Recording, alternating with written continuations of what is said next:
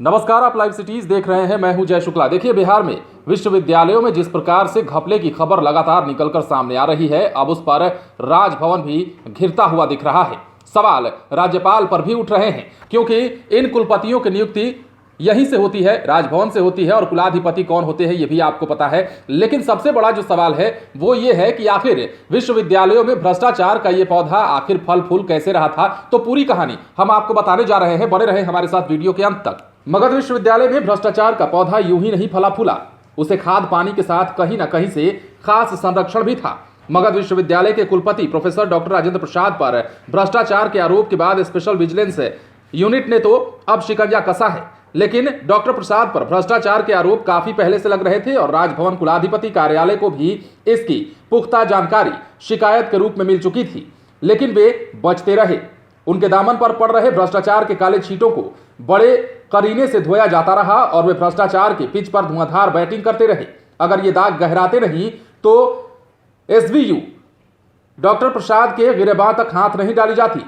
उन पर पिछले 3 वर्षों में नाजायज तरीके से 30 करोड़ रुपए की सरकारी राशि के दुरुपयोग के आरोप की पुष्टि होने के बाद 17 नवंबर को एजेंसी ने आय से अधिक संपत्ति के मामले में छापेमारी की है। खैर, आरोपों के घेरे में है और इस बात की जानकारी राजभवन को मिल चुकी थी। गया के सूरज सिंह ने कुलपति के खिलाफ भ्रष्टाचार के गंभीर आरोप लगाए थे। इस पर राज्यपाल कुलाधिपति के आदेश पर राजभवन ने बाकायदा 27 जनवरी 2021 को अधिसूचना जारी कर मगध विश्वविद्यालय के कुलपति के खिलाफ अवैध नियुक्ति और गंभीर आर्थिक अपराधों की जांच के लिए जांच समिति भी बनाई।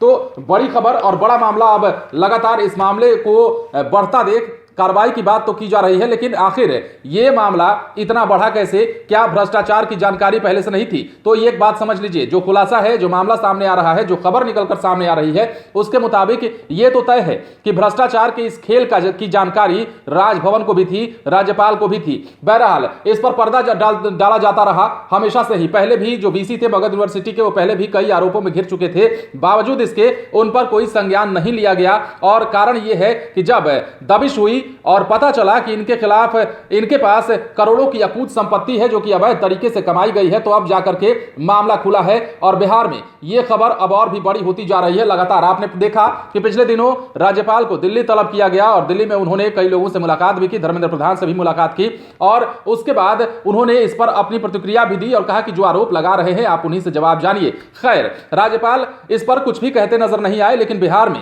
लगातार विश्वविद्यालयों में घपलेबाजी का खेल जो है वो बदस्तूर चल रहा है। और ऐसे घपलेबाजी न सिर्फ बिहार के शिक्षा व्यवस्था पर सवाल उठाते हैं, बल्कि यह भी सवाल उठता है कि आखिर इतने बड़े बड़े लोग और इतने बड़े पद पर आसीन लोग इस मामले को दबाते कैसे रहे, और आखिर यह मामला इतना छोटा इन्हें क्यों लगता रहा।